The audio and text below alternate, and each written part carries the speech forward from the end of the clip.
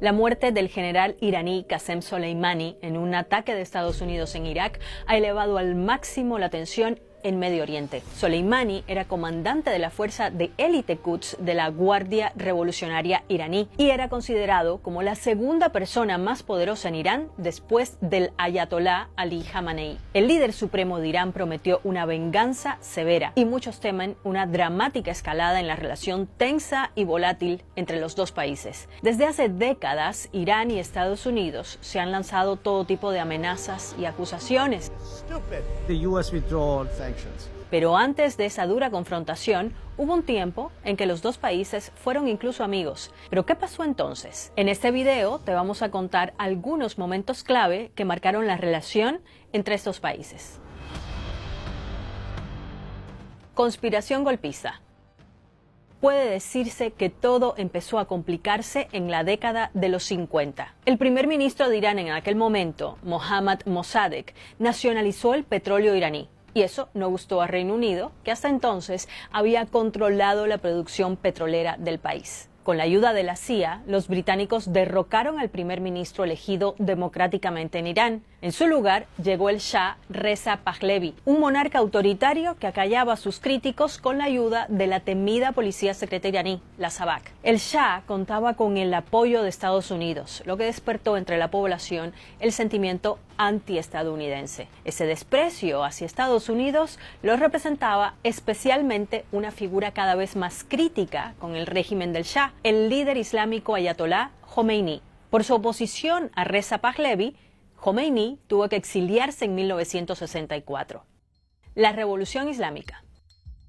Los altos niveles de corrupción y el autoritarismo de la monarquía provocaron grandes manifestaciones que pedían la salida del Shah. En enero de 1979, el monarca tuvo que abandonar Irán y apenas 2 semanas después de su salida, Jomeini regresó de su exilio en Francia. Tras la declaración de la República Islámica de Irán, Jomeini se convirtió en líder supremo del país. En el nuevo Irán había un fuerte sentimiento antiestadounidense, exacerbado por el hecho de que el Shah se fue a Estados Unidos. Para los iraníes, el vínculo entre el régimen autoritario del Shah y Washington estaba claro, y la antipatía hacia Estados Unidos iba solamente en aumento.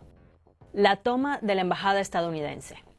En este clima de antagonismo llegó la toma de la embajada de Estados Unidos en Teherán. Un grupo de jóvenes partidarios de Jomeini inició en noviembre de 1979 el secuestro del personal que se encontraba en la sede diplomática estadounidense. Duró 444 días. Y aunque fue perpetrado por estudiantes, el gobierno iraní lo avaló. Washington rompió entonces las relaciones diplomáticas con Irán, que siguen congeladas desde entonces. La guerra entre Irak e Irán.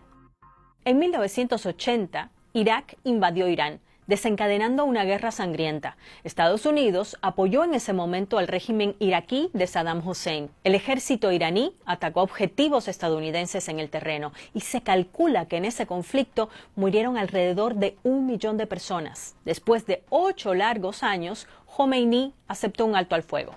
La fundación de Hezbollah.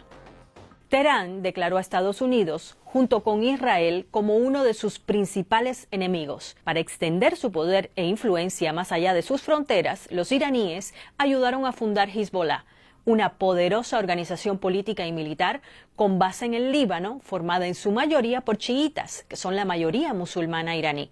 Israel, fiel aliado de Estados Unidos, considera a Hezbollah una organización terrorista y antisemita. El derribo de un avión de pasajeros.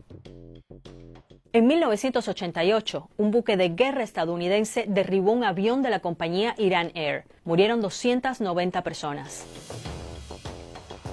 Estados Unidos nunca se ha disculpado por lo que aseguró que fue un error. El eje del mal. Durante la presidencia de George W. Bush, la relación entre ambos países se recrudeció aún más. Bush incluyó a Irán en lo que él llamó el eje del mal, que incluía también a Irak y a Corea del Norte. Estados Unidos empezó a ver con preocupación el programa nuclear iraní, asegurando que suponía una amenaza para la estabilidad de Medio Oriente. La comunidad internacional aplicó fuertes sanciones a las exportaciones del petróleo iraní y su economía entró en crisis. El acuerdo nuclear.